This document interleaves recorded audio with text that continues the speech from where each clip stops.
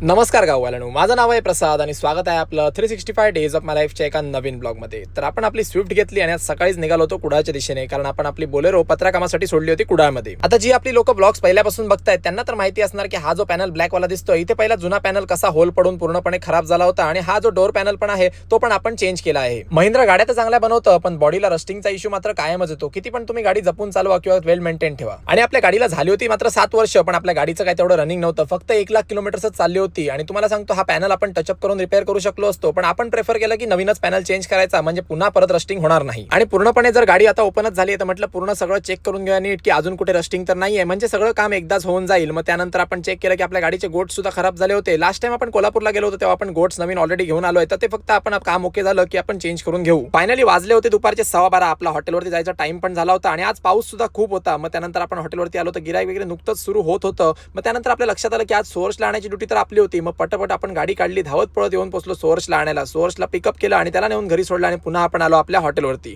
So finally असा होता आजचा आपला दिवस. आणि तुम्हाला व्हिडिओ आवडला असेल तर व्हिडिओला लाईक करा, शेअर करा आणि आपल्या चॅनलला नक्की सबस्क्राईब करा. थँक्यू.